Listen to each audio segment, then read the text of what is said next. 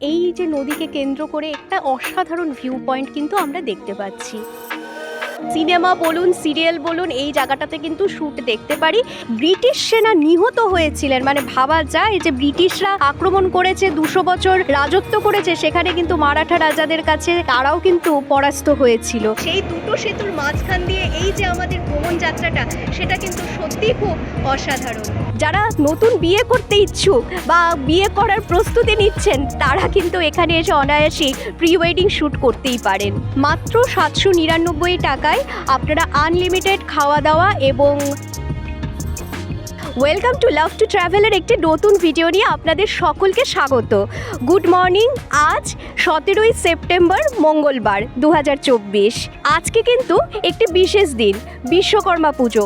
আর এই ছুটির দিন দেখেই আমরা বেরিয়ে পড়েছি কলকাতার মধ্যে কিছু দ্রষ্টব্য স্থান এবং কলকাতার বাইরে একটি বিশেষ স্থানের উদ্দেশ্যে। এবার আমরা কোথায় এসেছি আপনারা নিশ্চয়ই দেখে বুঝতেই পারছেন, তবুও আপনাদেরকে বলে দিই, আমরা এসেছি কলকাতার বিখ্যাত প্রিন্সেপ ঘাটে। এটা কিন্তু খুব পরিচিত একটা জায়গা। মানে হঠাৎ করে আপনারা বলতেই পারেন যে কেন আমরা এই কলকাতার মধ্যেই ট্যুর প্ল্যান করলাম। মানে প্রিন্সেপ ঘাট এত কমন জায়গা, কোথাও হ্যাং আউটে হোক, বন্ধু বান্ধব নিয়ে এমনি আড্ডা হোক বা কাপল ফ্রেন্ডলি হোক, সমস্তটাই কিন্তু প্রিন্সেপ ঘাট এতটাই জনপ্রিয়। এবং এই জনপ্রিয়তা সত্ত্বেও আমরা এই প্রিন্সেপ ঘাটকে বেছে নিয়েছি আজকের দিনের আমাদের ভ্রমণের শুরুটা করার জন্য। কারণ প্রিন্সেপ ঘাট হচ্ছে অনেকটা আমাদের মধ্যে, অনেক নস্টালজি আমাদের মধ্যে রয়েছে। আমরা জানি প্রিন্সেপ ঘাট আপনারা সবাই জানেন, তা সত্ত্বেও যে আমরা প্রিন্সেপ ঘাটে এসছি, এটা কিন্তু একমাত্র হচ্ছে সেই আমাদের কলকাতার বিশেষ করে নস্টালজিয়ার ফল। তো আমাদের ট্যুর প্ল্যানটা হচ্ছে যে আমরা এই মুহূর্তে দাঁড়িয়ে আছি প্রিন্সেপ ঘাটে। এবার প্রিন্সেপ ঘাট আলাদা করে বলার কিছুই নেই যে কেন আসবেন বা কিভাবে আসবে, তবুও বলা যে একটা গোটা দিন যদি আপনারা কাটাতে চান, কিভাবে ট্যুর প্ল্যানটাকে সাজাবেন। আর কলকাতার বাইরে কিন্তু আজকে আপনাদের জন্য একটা সারপ্রাইজ জায়গা রয়েছে, একটা একদম নতুন জায়গা, সেখানেও আমরা যেতে চলেছি। কিন্তু আমাদের আজকের শুরুটা কিন্তু হচ্ছে পুরোপুরিভাবে কলকাতা দিয়ে। এবার চলুন আপনারাও দেখতে থাকুন এই প্রিন্সেপ ঘাট থেকে আর আমরা কোথায় কোথায় যাচ্ছি।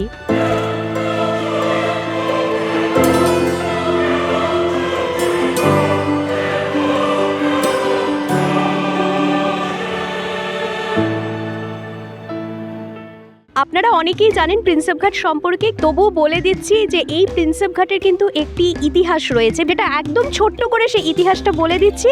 বহু প্রতিভা সম্পন্ন ভারততত্ত্ববিদ জেমস প্রিন্সেপ ভারতবর্ষে এসেছিলেন 1819 সালে। জেমস প্রিন্সেপের জন্ম হয়েছিল 20 আগস্ট 1799 এবং মৃত্যু হয়েছিল 22 এপ্রিল 1840। এবার ওনার মৃত্যুর পর অর্থাৎ 1841 সালে কলকাতার নাগরিকদের দানে এই হুগলি নদীর তীরে ওনার স্মরণেই এই প্রিন্সেপ ঘাটের যে সৌধটি রয়েছে সেটি নির্মাণ করা হয়েছিল। এই জেমস প্রিন্সেপের স্মৃতি কিন্তু আজও বহন করে চলেছে কলকাতার এই বিখ্যাত প্রিন্সেপ ঘাট। ছোট্ট করে এই প্রিন্সেপ ঘাটের ইতিহাসটি। এখন হচ্ছে সেরকম কিছুই নেই, শুধুমাত্র এই সৌধটি রয়েছে। আর এখানে আসলে আমরা যারাই আসি আমরা জানি যে একটা প্রচণ্ড রকম আড্ডা দেওয়ার একটা স্থান। বন্ধু বান্ধব হোক, কাপলরা হোক, এখানে এসে একটা আড্ডা দিতে পারে, একদিনের একটা সময় কাটানোর জন্য খুবই ভালো একটা জায়গা। এবং সবচেয়ে বড় কথা, একদম নিখরচা, মানে কোনো যে এখানে প্রবেশ মূল্য রয়েছে তাও নেই। এই হুগলি নদীর সামনে মানে এতটা ভালো লাগে। আর এটা কিন্তু আপনারা সবাই জানেন, এটা হচ্ছে হুগলির সেকেন্ড ব্রিজ। আমরা হাওড়ার প্রথম ব্রিজটা জানি, আর এই হচ্ছে হাওড়ার সেকেন্ড ব্রিজ হুগলি নদীর উপরে। এই প্রিন্সেপ ঘাটে কিন্তু অনেক বিখ্যাত বিখ্যাত সিনেমার শুটিং হয়েছে। আমরা অনেক সিনেমা বলুন, সিরিয়াল বলুন, এই জায়গাটাতে কিন্তু শ্যুট দেখতে পারি।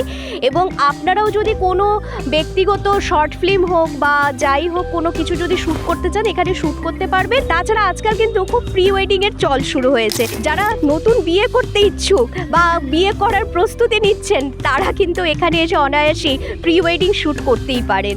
এই প্রিন্সেপ ঘাট খোলা থাকে কিন্তু সকাল 5টা থেকে রাত্রি 11টা পর্যন্ত, তাই কোনো অসুবিধা নেই। যখন খুশি এসে আপনারা কিন্তু এখানে আড্ডা দিতে পারেন, অনেকটা সময় কাটাতে পারেন এই প্রিন্সেপ ঘাটে।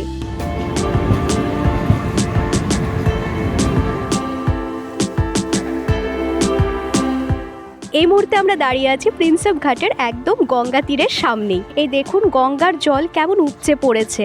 আসলে এই তো 2-3 দিন হলো খুবই বৃষ্টি হয়েছিল এবং সেই বৃষ্টির ফলে গঙ্গা নদীর সৌন্দর্য কিন্তু আরোই বেড়ে উঠেছে। প্রিন্সেপ ঘাট কিভাবে আসবেন তাদের উদ্দেশ্যে বলে দিচ্ছি যে এখানে কিন্তু চক্র রেলের ব্যবস্থা রয়েছে একদম সরাসরি দমদম থেকে মাঝেরহাট পর্যন্ত। এবার দমদম থেকে যে সমস্ত মাঝেরহাট লোকাল রয়েছে ইমিউ লোকাল, সেই লোকালে করে কিন্তু আপনারা সরাসরি প্রিন্সেপ ঘাট স্টেশনে নেমে প্রিন্সেপ ঘাট চলে আসতে পারেন।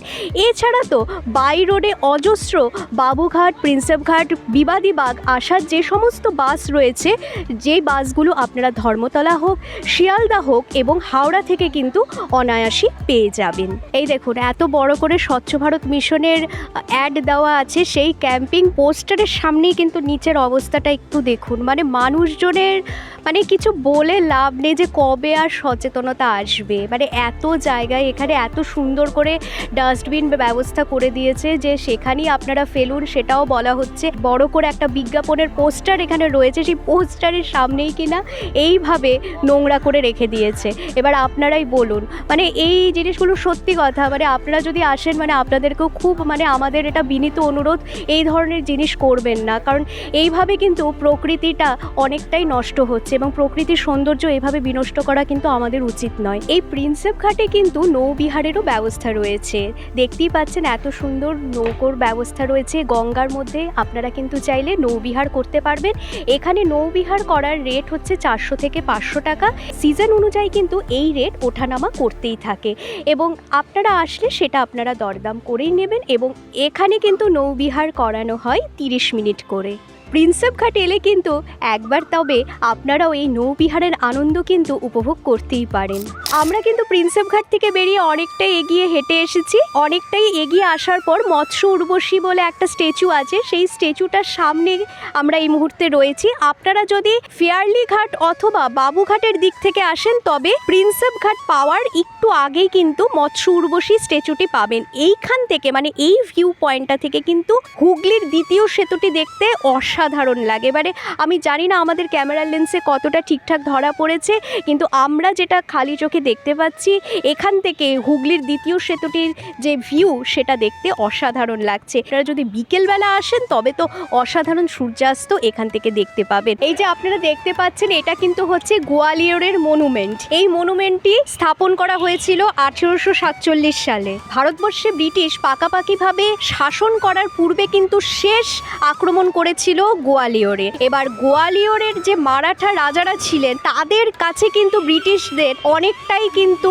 মানে একটা মানে বেশ যাকে বলে হাড্ডাহাড্ডি লড়াই, সেই রকম একটা লড়াই হয়েছিল এবং সেই লড়াইয়ের ফলে কিন্তু সেই সমস্ত গোয়ালিয়রের রাজাদের কাছে কিন্তু ব্রিটিশ সেনা নিহত হয়েছিলেন। মানে ভাবা যায় যে ব্রিটিশরা আক্রমণ করেছে, 200 বছর রাজত্ব করেছে, সেখানে কিন্তু মারাঠা রাজাদের কাছে তারাও কিন্তু পরাস্ত হয়েছিল। সেই সময় যেহেতু ব্রিটিশ সেনারা নিহত হয়েছিল সেই জন্য তাদের স্মৃতির উদ্দেশ্যে ইসলামিক স্থাপত্য এবং ইউরোপীয় স্থাপত্যের একটা মেলবন্ধনে 1847 খ্রিস্টাব্দে এই গোয়ালিয়রের মনুমেন্টটি ব্রিটিশ সরকারই স্থাপন করেছিল। পরবর্তীতে পশ্চিমবঙ্গ সরকার মাননীয় মুখ্যমন্ত্রী মমতা বন্দ্যোপাধ্যায়ের অনুপ্রেরণায় এই স্মৃতিসৌধটি কিন্তু আবার পুনরায় সৌন্দর্যায়িত করা হয়। আমি তো আপনাদেরকে অনেকটা সংক্ষেপে ইতিহাসটা বললাম, পুরো সমগ্র ইতিহাসটা যদি আপনারা জানতে চান তাহলে এখানে আপনাদেরকে স্ক্রিনে এই ইতিহাসটা দিয়ে দিচ্ছি, আপনারা ভিডিওটি পজ করে পড়ে নিতে পারবেন। আমরা কিন্তু প্রিন্সেপ ঘাট থেকে অনেকটাই হাঁটতে হাঁটতে এগিয়ে যাচ্ছি ইডেন গার্ডেনের দিকে। এবার এই প্রিন্সেপ ঘাট থেকে ইডেন গার্ডেনের দিকে যাওয়ার পথে কিন্তু আপনারা এখানে একটি মন্দির দেখতে পাবেন, শ্রী শ্রী গঙ্গেশ্বর মহাদেবের মন্দির এখানে কিন্তু রয়েছে। আসলে ভ্রমণ পিপাসু যে কথাটা বাঙালিদের সঙ্গে মানে ট্যাগলাইনের সঙ্গে জুড়ে দেওয়া হয় ভ্রমণ পিপাসু, তার পাশাপাশি কিন্তু আরেকটা ট্যাগলাইন জুড়ে দেওয়া উচিত, সেটা হচ্ছে ল্যাথখোর বাঙালি, যেটার মানে জলজ্যান্ত উদাহরণ হচ্ছি আমরা। মানে আমাদের সেই ল্যাথখোরের বা যাই হোক মানে অলস্যতামির জন্যই কিন্তু আমাদের একটু দেরি হয়েছে এবং এই দেরির ফলে আমরা এই যে গরমে ঘুরছি, যার ফলে কিন্তু খুবই মানে আমাদের শুটিং করতেও একটু অসুবিধা হচ্ছে। সে যাই হোক, আজকে কিন্তু একটি বিশেষ দিনে আমরা বেরিয়েছি, সেটা হচ্ছে বিশ্বকর্মা পুজো। তাই বিশ্বকর্মা পুজো উপলক্ষে আপনাদের সবাইকে বিশ্বকর্মা পুজোর অনেক অনেক শুভেচ্ছা। আচ্ছা, এই বিশ্বকর্মা পুজো সম্পর্কে আমার একটা কথা মাথায় এলো, জানি না আপনারা কি বলবেন এই বিষয়ে। এই বিশ্বকর্মা পুজোর পর যে বিশ্বকর্মার ভাসান হয় সেটার কিন্তু একটা বেশ মজার ব্যাপার হচ্ছে যে সবাই যখন মানে ভাসানে মত্ত সেই অবস্থায় কিন্তু বিশ্বকর্মা মাই কি জয় বলে। এবার আপনারাই বলুন, বিশ্বকর্মা ঠাকুর মানে হচ্ছেন দেবতা, দেবতা কি করে মা হয় সেটা আপনারাই বলুন কমেন্ট করে, যে দেবতা কি মা হতে পারে? মানে এখানে একটা কিন্তু লিঙ্গ পরিবর্তনের ক্ষেত্রে জানি না কতটা কি ভুল হচ্ছে, ত্রুটি হচ্ছে, কিন্তু একমাত্র কিন্তু আমি দেখেছি যত আমাদের দেবতা রয়েছে দেবতাদের মধ্যে বিশ্বকর্মা ঠাকুরের ক্ষেত্রেই কিন্তু এই ব্যাপারটা হচ্ছে। অন্যান্য মানে গণপতি বাব্বা মরিয়া আমরা বলছি, গণপতি বাব্বাই বলছি, হ্যাঁ মহাদেবকেও আমরা বাব্বা বলছি, কিন্তু বিশ্বকর্মা কেন মা হয়ে যাচ্ছে? আপনারা প্লিজ কমেন্ট করে বলুন। আর এই হচ্ছে কিন্তু বিখ্যাত গঙ্গা আরতির সেই স্থানটি। আপনারা সবাই জানেন যেরকম বেনারসে গঙ্গা আরতি হয়, সেই বেনারসে গঙ্গা আরতির আদলে কিন্তু কলকাতাতেও গঙ্গা আরতির ব্যবস্থা করা হয়েছে পশ্চিমবঙ্গ সরকারের তরফ থেকে, এবং এই গঙ্গা আরতি কিন্তু এখানেই হয়।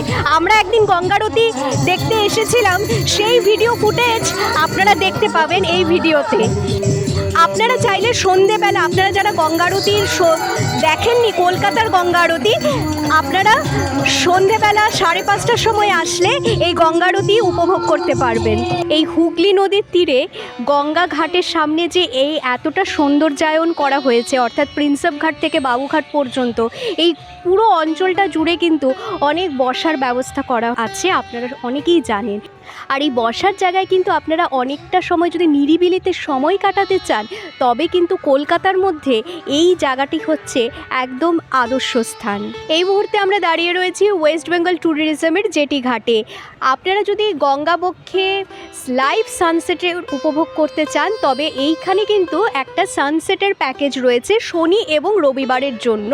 মাত্র 799 টাকায় আপনারা আনলিমিটেড খাওয়া দাওয়া এবং ড্রিঙ্কিং, আর এছাড়া আপনারা এখানে সানসেট দেখতে পাবেন। এবং এর পূর্বে কিন্তু গঙ্গা আরতিও দেখানো হতো, কিন্তু আপাতত গঙ্গা আরতি দেখানোটা বন্ধ রয়েছে ক্রুজের থেকে। আপনারা গঙ্গা আরতি চাইলে আলাদাভাবে দেখতে পাবেন, কিন্তু আলাদা করে যে ক্রুজে নিয়ে গিয়ে গঙ্গা আরতি সেটা এখন বন্ধ রয়েছে। আপনারা গঙ্গাবক্ষে ঘুরতে পারবেন, আনলিমিটেড এনজয় এবং খাওয়া দাওয়া সবটাই রয়েছে মাত্র 799 টাকায়। আপনারা যদি এই ক্রুজে বুকিং করতে চান সেই বুকিংয়ের জন্য যোগাযোগের নম্বরটি কিন্তু আপনারা এই স্ক্রিনের দেওয়া এই ভিডিওটি দেখে পজ করে সেখানে থেকে নম্বরে যোগাযোগ করে নিতে পারবেন। এমনিতে এই প্যাকেজটি হচ্ছে শনি এবং রবিবারের জন্য, কিন্তু আজ বিশেষ দিন অর্থাৎ বিশ্বকর্মা পুজোর দিন বলে কিন্তু এই প্যাকেজটির সুবিধে আজকের দিনেও আপনারা উপভোগ করতে পারবেন। এছাড়া আর কোন কোন দিনে এই প্যাকেজটির সুবিধে আছে মানে বিশেষ বিশেষ ছুটির দিনগুলোতে, সেটা কিন্তু আপনারা এই যে যোগাযোগের নম্বরটি স্ক্রিনে দেখতে পেলেন এই নম্বরে আপনারা ফোন করে জেনে নিতে পারবেন।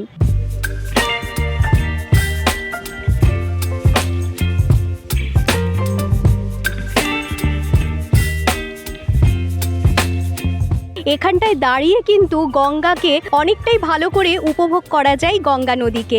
দেখুন এত সুন্দর লাগছে গঙ্গা নদীকে দেখতে। এবং আরেকটা আশ্চর্য জিনিস, আপনারা এখানে দাঁড়ালে কিন্তু আমাদের হাওড়ার দুটো ব্রিজ অর্থাৎ প্রথম সেতু এবং দ্বিতীয় সেতু খুব ভালোভাবে দেখা যায়। মানে আমি ধরুন যেখানটায় দাঁড়িয়ে রয়েছি, আমি যদি এইভাবে মুভমেন্ট করি আমার বাঁ হাতে হচ্ছে কিন্তু হুগলির দ্বিতীয় সেতু এবং ডান দিকে হচ্ছে প্রথম সেতু। Whip up my appetite. Don't leave me here high and dry. Oh, I don't wanna jinx it, baby. Can't twist myself. আমরা আমাদের একদিনের ভ্রমণে প্রথম আমাদের গন্তব্য ছিল প্রিন্সেপ ঘাট, তারপর আমরা ইডেন গার্ডেন এবং বাবুঘাট ঘুরে এই মুহূর্তে আমরা দাঁড়িয়ে রয়েছি মিলেনিয়াম পার্কের ভেতরে। আগে যেরকম একটা মিলেনিয়াম পার্কের সুনাম ছিল এবং বাচ্চারা আসতো, মানে ইকো পার্ক নিকো পার্ক এই সমস্ত পার্কের পরেই কিন্তু কলকাতার মধ্যে যদি বড় পার্ক হতো সেটা বাচ্চাদের জন্য সেটা কিন্তু ছিল মিলেনিয়াম পার্ক। কিন্তু এখন সেই অর্থে সেই মিলেনিয়াম পার্কের সেই ব্যাপারটা নেই বা সেই ভাইবসটা নেই। এমনিতে রয়েছে বাচ্চাদের জন্য যে সমস্ত রাইডসগুলো রয়েছে, আমি জানি না সঠিক, আমার কাছে তথ্য নেই যে এই রাইডসগুলো আদৌ ঠিকভাবে চলছে কিনা, হয়তো বিকেল দিকে আসলে চলতেও পারে, সেই অর্থে তথ্যটা নেই। আপনাদের কাছে যদি থাকে সেই তথ্য আপনারা প্লিজ কমেন্ট করে বলতে পারেন। এবার আমরা যেরকম বললাম আমাদের বেরোতে অনেকটা দেরি হয়ে যাওয়ার ফলে আমরা মানে 10টা 11টা বেজে গেছে, আর এই মুহূর্তে আমরা দাঁড়িয়ে রয়েছি পুরো 12:30, মানে এত রোদ। ভাবা যায় না, দুটো দিনকে 3টে দিন টানা বৃষ্টি হলো, বৃষ্টির পর যে রোদ, সেই রোদে গরমে মানে খুবই আমরা শ্যুট করতে করতে আমরা ক্লান্ত হয়ে গেছি। 12:30 বাজে এখন। আমাদের রেকমেন্ডেশন রইল, আপনারা যদি মিলেনিয়াম পার্ক বা প্রিন্সেপ ঘাট এই গঙ্গার ধার ধরে যদি ঘুরতে চান তবে অবশ্যই কিন্তু বিকেল দিক করে আসবেন। বিকেল দিকের ভাইবসটা কিন্তু সত্যি একটা অন্য রকম। আমরা যে সকালবেলা একদিনের ভ্রমণ শুরু করেছিলাম গঙ্গার তীর অর্থাৎ প্রিন্সেপ ঘাট থেকে, সেই ভ্রমণ কিন্তু আমাদের এখানেই শেষ হলো। কিন্তু এরপর আমরা এই ফেয়ারলি ঘাট থেকে আমরা প্ল্যান করেছি এখান থেকে আমরা হাওড়া যাব লঞ্চে করে, এবং হাওড়া থেকে কোথায় যাব সেটা জানতে হলে আমাদের ভিডিওতে চোখ রাখুন। এই হচ্ছে ফেয়ারলি জেটি ঘাট। আমরা মিলেনিয়াম পার্ক ঘুরে আমরা এই ফেয়ারলি জেটি ঘাট থেকে 6 টাকা টিকিট মূল্য দিয়ে আমরা কিন্তু হাওড়া চলে যাব লঞ্চে করে। এবার হাওড়া থেকে কোথায় যাচ্ছি সেটা জানতে হলে তো আমাদের ভিডিও দেখতে থাকুন। Baby, you give me ice and fire. You're channeling wind and rain. You're some kind of butterfly. আমরা চেপে পড়েছি ফেয়ারলি ঘাট থেকে হাওড়া যাওয়ার উদ্দেশ্যে লঞ্চে করে। আপনারা দেখতে পাচ্ছেন আমরা আমাদের লঞ্চ কিন্তু ছেড়ে দিয়েছি। প্রচণ্ড গরমের মধ্যে আমরা ঘোরার প্ল্যান করেছি। এবার আপনারা বলবেন যে কেন করেছি, আসলে অনেকটা যদি আমরা বিকেলবেলা আসতাম সেই ক্ষেত্রে কিন্তু আপনাদেরকে যেভাবে ইনফরমেশনগুলো আমরা দিতে পারছি সেই ইনফরমেশন দেওয়ার ক্ষেত্রেও কিন্তু একটা অসুবিধাই হতো। সেই জন্য আমরা নিজেরা গরমে কষ্ট করে হলেও আপনাদেরকে এই তথ্যগুলো দিচ্ছি, কারণ আমার মনে হয় আমাদের এই ভিডিও দেখলে কিন্তু আপনারা এই কলকাতা ভ্রমণের এই তথ্যগুলো কিন্তু অনায়াসে পেয়ে যাবেন। এবার আমরা কিন্তু লঞ্চে করে যাচ্ছি হাওড়াতে। হ্যাঁ, অবশ্যই আপনাদেরকে রেকমেন্ড করব আপনারা যদি বিকেলবেলার দিকে আসেন তবে এইভাবে যে লঞ্চে করে গঙ্গার বুকে নৌবিহারের যে আনন্দটা সেটা কিন্তু অনেকটাই সুন্দর লাগবে। আর এখনও যে খুব একটা খারাপ লাগছে তা নয়, কারণ এক পাশে আপনাদেরকে যেরকম বললাম দ্বিতীয় হুগলি সেতু এবং অপর প্রান্তে কিন্তু হচ্ছে হাওড়ার প্রথম সেতু। তাই সেই দুটো সেতুর মাঝখান দিয়ে এই যে আমাদের ভ্রমণ যাত্রাটা সেটা কিন্তু সত্যিই খুব অসাধারণ। এবার আপনারাও যদি আমাদের মতো এরকম ভ্রমণের অভিজ্ঞতা নিতে চান আমাদের ট্যুর প্ল্যান দেখে কিন্তু আপনারা অনায়াসেই এই ভ্রমণের পরিকল্পনাটা করে নিতেই পারেন।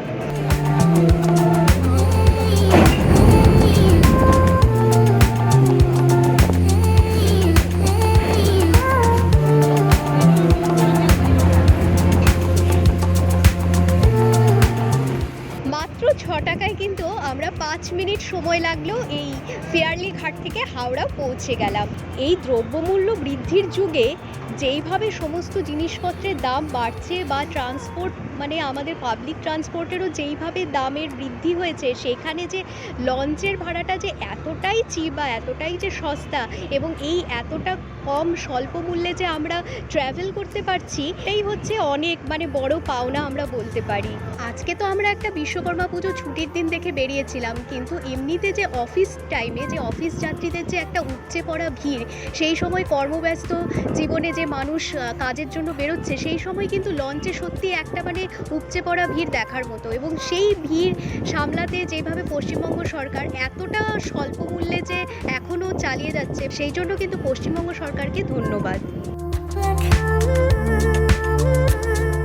আপনাদেরকে যেরকম বললাম যে আমরা লঞ্চে করে কিন্তু হাওড়া এসে পড়েছি এবং হাওড়া আসার পর আমরা কিন্তু ফুলেশ্বর যাওয়ার জন্য হাওড়া পাঁশকুড়া লোকালে চেপে পড়েছি। ফুলেশ্বর কেন যাচ্ছি এবং ফুলেশ্বরের কোথায় যেতে চলেছি সেইটা জানতে হলে তো আমাদের ভিডিও দেখতে থাকুন। হাওড়া পাঁশকুড়া লোকালে ফুলেশ্বর পর্যন্ত ভাড়া হচ্ছে জনপ্রতি 10 টাকা করে। এবার আমাদের ট্রেন ছেড়ে দিয়েছে, চলুন আপনারাও আমাদের সঙ্গে দেখতে থাকুন। ফাইনালি আমরা ফুলেশ্বর এসে পৌঁছে গেছি। ট্রেন প্রচণ্ড স্লো ছিল, মানে এত দাঁড়িয়ে দাঁড়িয়ে, আপনারা তো জানেনই যে হাওড়া লাইনের ট্রেনের কি অবস্থা। মানে এরপর হচ্ছে ট্রেন লেট, মানে আমরা 1:10 যে ট্রেনটা সেটাই ছেড়েছে 1:30টার পরে। তার উপর সব জায়গায় দাঁড়িয়ে দাঁড়িয়ে দাঁড়িয়ে দাঁড়িয়ে মানে এখন প্রায় 3টেই বেজে গেছে। আমাদের আজকে লাঞ্চও হয়নি, আমাদের আজকে ঠিকঠাক করে ব্রেকফাস্টও হয়নি এক প্রকার, কারণ আমরা সকালবেলা বেরিয়েছিলাম, বেরিয়ে বাড়ি থেকে কিছু একটা খাবার খেয়েই বেরিয়েছিলাম। তারপরে হচ্ছে টুকটাক যা পেয়েছি কেক, তারপরে টোস্ট, এই ধরনের খাবার আমরা খেয়েছি। মানে সেইভাবে ব্রেকফাস্ট লাঞ্চ সেরকমভাবে করিনি। এখন দেখি এই এখানে আছি 1 নম্বর প্ল্যাটফর্মে, এখান দিয়ে বেরিয়ে আমরা বাইরে গিয়ে দেখি কি খাওয়া দাওয়া পাওয়া যাচ্ছে এবং তারপরে আমাদের যেটা ফাইনাল হচ্ছে এবং অন্তিম গন্তব্য সেটা হচ্ছে ফুলেশ্বরের ডাক বাংলো এবং সেই ডাক বাংলো সংলগ্ন পিকনিক স্পট, সেইটা আমরা আমরা ঘুরে দেখব এবং আপনাদেরকেও ঘুরে দেখাবো এবং ফুলেশ্বরের ডাকবাংলো সম্পর্কে সমস্ত তথ্য আপনাদের সঙ্গে শেয়ার করব। সঙ্গে থাকুন। আমাদের পরিকল্পনা অনুসারে আমরা ভেবেছিলাম যে ফুলেশ্বরে লাঞ্চ করব, দিয়ে আমরা ফুলেশ্বর ডাকবাংলোতে যাব। এবার ফুলেশ্বরে এসে দেখি ফুলেশ্বরে খাবারের কোনো দোকানই পাচ্ছি না। মানে ছোটোখাটো তো নর্মাল মানে ভাত না হোক অন্য কিছু খাবারের তো দোকান হবে, সেটাও আমরা পাচ্ছি না। স্থানীয় লোকেদের যখন জিজ্ঞেস করছি যে এখানে খাবারের দোকান কোথায়, তখন তারা বললেন যে খাবারের দোকান তো রয়েছে, কিন্তু আজ রান্না পুজো বলে খাবারের দোকান সব বন্ধ করে রেখেছে।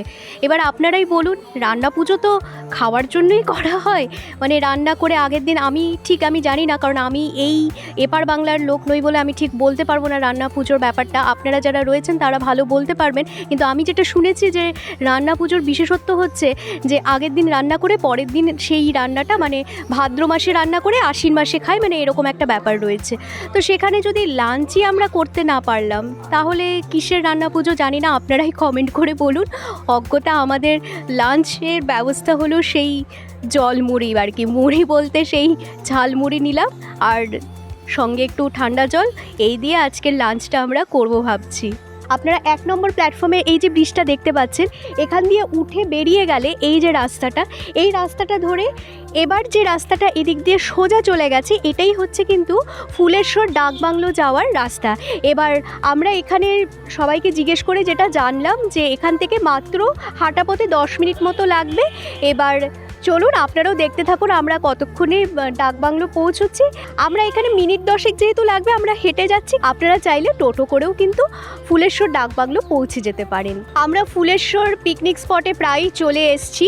এবার ফুলেশ্বরের যে ডাকবাংলো এবং তার সঙ্গে যে পিকনিক স্পটটা রয়েছে নদীর ধারে, সেটা আসতে হলে আপনারা দেখতে পেলেন এই যে শিব মন্দিরটি রয়েছে এবং শিব মন্দির এবং তার পাশে রয়েছে সংঘশ্রী শ্রী শ্রী কালী মন্দির।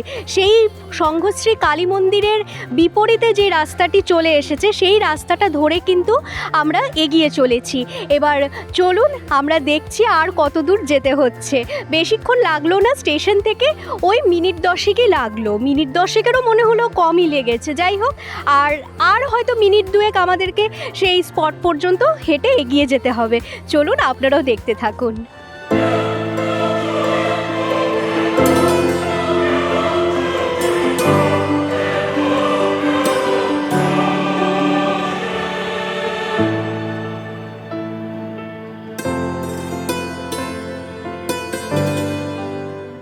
এখন বাজে 4:30, আমরা এসে পৌঁছে গেছি ফাইনালি আমাদের যেটা একদম আজকের পর্বের মূল আকর্ষণ ছিল, ফুলেশ্বরের পিকনিক স্পট। ফুলেশ্বর ডাকবাংলো সংলগ্ন যে নদীর ধারটি রয়েছে, সেই নদীর ধারকে কেন্দ্র করে কিন্তু এখানটায় গড়ে উঠেছে একটা পিকনিক স্পট। এখন হয়তো পিকনিক হচ্ছে না, কিন্তু শীতকালে পিকনিক হবে। আর এই সময়টা কিন্তু নদী কেন্দ্রিক, আপনাদেরকে এর আগের পর্বগুলোতেও বলেছিলাম যে পশ্চিমবঙ্গে যে সমস্ত জায়গায় নদী কেন্দ্রিক জায়গাগুলো রয়েছে, সেই নদী কেন্দ্রিক জায়গাগুলোকে কেন্দ্র করে কিন্তু একটা সান্ধ্যকালীন ভাইবস গড়ে ওঠে। আর এখানটাও কিন্তু আপনারা দেখতে পাচ্ছেন যে সান্ধ্যকালীন ভাইবসটা কেমন জমজমাট হয়ে উঠেছে, সবাই মিলে আড্ডা দিচ্ছে, একটা সময় কাটানোর একটা দিনের জন্য আদর্শ স্থান হচ্ছে এই ফুলেশ্বরের পিকনিক স্পটটি। এবং আপনারা দেখতে পাচ্ছেন এখানে কিন্তু বিভিন্ন রকম, যেরকম বাচ্চাদের খেলাধুলোর জিনিস বসেছে, একটা মেলার মতো ভাইবস একটা ফিল করা যাচ্ছে, এবং বিভিন্ন রকম খাবার দাবারের স্টলও বসেছে। এই নদী কেন্দ্রিক স্থানগুলোকে কেন্দ্র করে কিন্তু এইভাবেই একটা ট্যুরিস্ট স্পট গড়ে ওঠে, এবং এখানটাও ক্ষেত্রেও কিন্তু তাই হয়েছে। এই জায়গাটা কিন্তু মানে দিনে কালে বলছে যে অনেকটাই জনপ্রিয় হবে, এখনও সেইভাবে অন্যান্য যে নদীকেন্দ্রিক জায়গাগুলো রয়েছে সেই জায়গাগুলোর মতো এখনও হয়তো প্রচারের আলোয় আসেনি, কিন্তু এই জায়গাটা কিন্তু আমাদের রেকমেন্ডেশনে রইল যে আপনারা কিন্তু একটা দিনের ট্যুর প্ল্যানে এই ফুলেশ্বরের এই পিকনিক স্পটটি অনায়াসে ঘুরে দেখতে পারেন। আর যদি শীতকালে আসেন তবে বলবো পিকনিক করার জন্য একদম আদর্শ স্থান হচ্ছে এই ফুলেশ্বরের পিকনিক স্পট। আপনারা দেখতে পাচ্ছেন কি সুন্দর নদীর ধারকে কেন্দ্র করে, আর এই নদীর জল কিভাবে উপচে পড়েছে। এখান থেকে কিন্তু সূর্যাস্ত দেখতেও অসাধারণ লাগবে। আমাদের রেকমেন্ডেশন রইল এই 4টে এই সময়টাতেই আসবেন, এই সময় কিন্তু একটা বিকেলের ভাইবস গড়ে ওঠে এই অঞ্চলে, এবং এই যে নদীকে কেন্দ্র করে একটা অসাধারণ ভিউ পয়েন্ট কিন্তু আমরা দেখতে পাচ্ছি। আপনারা কিন্তু যদি পিকনিক করতে আসেন সেই ক্ষেত্রে বাংলো বুক করেও পিকনিক করতে পারবেন। এছাড়া যে পুরো যে নদীর ধারকে কেন্দ্র করে যে জায়গাটা দেখতে পাচ্ছেন, যে ফাঁকা জায়গাগুলো পড়ে আছে, এই সমস্ত জায়গাগুলোতেই কিন্তু পিকনিক হয়। পিকনিকটা বিশেষত হয় ডিসেম্বর জানুয়ারি মাসের দিকে। আর এখন যেহেতু পিকনিক হচ্ছে না, আপনারা দেখুন কেমন নোংরা হয়ে পড়ে রয়েছে, যে মানে কোনো রকম এখানে মানে সচেতনতার দেখছে অনেকটাই অভাব। কারণ এখানে যেহেতু অনেক খাবার দাবারের স্টল রয়েছে, স্বাভাবিকভাবেই খাওয়া দাওয়া করছে, সেই খাওয়া দাওয়ারের কাগজপত্র সমস্ত কিছু এখানেই ফেলছে। এবার আমি মানছি এখন পিকনিক হচ্ছে না বলে এই জায়গাটা, এবার যখন পিকনিক হবে তখন ঠিকই পরিষ্কার করে দেওয়া হবে, কিন্তু এখন যখন পিকনিক হচ্ছে না তা বলে কি এই জায়গাটা এরকম নোংরাই পড়ে থাকবে? আমাদের এই ভিডিওর মাধ্যমে এখানকার প্রশাসন এবং কর্তৃপক্ষের কাছে আবেদন রইল আমাদের, আপনারা কিন্তু বিষয়টার দিকে একটু নজর দেবেন। কারণ এই নদী কেন্দ্রিক এই যে জায়গাটা, এত সুন্দর ভাইবস সান্ধ্যকালীন, এখানটা যদি আরেকটু পরিষ্কার পরিচ্ছন্ন করে রাখা হয় তবে কিন্তু অসাধারণ একটা ট্যুরিস্ট স্পট গড়ে উঠতে পারে। এই ছিল ফুলেশ্বর বাংলো সংলগ্ন পিকনিক স্পট। নদীর ধারকে কেন্দ্র করে গড়ে উঠেছে একটা সান্ধ্যকালীন আড্ডা দেওয়ার স্থান, এবং সবটা তো ভিডিওতে বুঝিয়ে বলা যায় না, আপনারা স্বচক্ষে দেখলে অনেক কিছুই জানতে পারবেন, বুঝতে পারবেন। অনেক কথাই আপনারা এখানে আসলে নতুন জায়গা দেখতে পাবেন। তাই আমাদের রেকমেন্ডেশন রইল, আপনারা এখানে আসুন, একদিনের ট্যুর প্ল্যানে এই ফুলেশ্বরের পিকনিক স্পটটি অবশ্যই রাখবেন। এবং আজকের পর্বের আমাদের মূল উদ্দেশ্য ছিল গঙ্গা নদী অথবা হুগলি নদীকে কেন্দ্র করে যে সমস্ত যে ট্যুরিস্ট স্পটগুলো গড়ে উঠেছে, বা আড্ডা দেওয়ার স্থান বলুন, বা যে সুন্দর গঙ্গা নদীকে কেন্দ্র করে যে স্থানগুলো গড়ে উঠেছে একটা সবাই মিলে জমজমাট জায়গা যেটা বলা যেতে পারে, সেই জায়গাগুলোরই মূলত আপনাদের সামনে তুলে ধরা। আমরা সকাল থেকে প্রিন্সেপ ঘাট থেকে শুরু করেছিলাম আমাদের ট্যুর প্ল্যান, আমাদের একদিনের ভ্রমণের কিন্তু গল্প আজকে এই ফুলেশ্বরের পিকনিক স্পটে এসেই শেষ হলো। আপনাদের কাছে আমার অনুরোধ রইল, আপনারা যদি আমাদের এই ট্যুর প্ল্যান দেখে ভ্রমণ পরিকল্পনা করে থাকেন তবে আপনাদের কাছে এই অনুরোধটাই রইল, সকাল সকাল বেরোবেন। আরেকটা কথা হচ্ছে, শীতকালে যদি আসেন সবচেয়ে ভালো হয়। হ্যাঁ, এবার আপনারা বলতেই পারেন তাহলে আমরা কেন শীতকালে আসিনি। আপনাদেরকে এই তথ্যগুলো দেওয়ার জন্যই আমরা কিন্তু আগে থেকে ঘুরে আপনাদেরকে এই তথ্যগুলো দিয়ে দিলাম, যাতে আপনারা শীতকালে অনায়াসেই ট্যুর প্ল্যান করতে পারেন। এই ছিল আমাদের একদিনের ভ্রমণের গল্প। আগামী দিনে আরও নিত্য নতুন ভিডিও নিয়ে আপনাদের সঙ্গে হাজির হব। ভালো থাকবেন। আর আজকের পর্ব এই পর্যন্তই। আগামী দিনে আরও নতুন ভ্রমণের জায়গা, নতুন ভ্রমণের সন্ধান নিয়ে আপনাদের সঙ্গে হাজির হব। আর আমাদের এই ভিডিও ভালো লেগে থাকলে প্লিজ লাইক করবেন এবং প্রচুর প্রচুর শেয়ার করবেন। এবং আমাদের এই ভিডিও আপনাদের কেমন লেগেছে এবং আপনাদের মনে যদি কোনো এই ভিডিও সংক্রান্ত প্রশ্ন উত্তর থেকে থাকে আমাদের কমেন্ট সেকশনে নিশ্চয়ই জানাবেন, এবং আমাদের উত্তরও কিন্তু পাবেন। এরকমটা ভাববেন না যে কমেন্ট করব কোনো উত্তর পাবো না, এরকম নয়। আর আমাদের চ্যানেল এখনও যারা সাবস্ক্রাইব করেননি তারা দ্রুত সাবস্ক্রাইব করে ফেলুন লাভ টু ট্রাভেল, এবং পাশে দেওয়া বেল আইকনটি প্রেস করে অল নোটিফিকেশন অন করে দিতে একদম ভুলবেন না পরবর্তী সমস্ত আপডেট পেতে।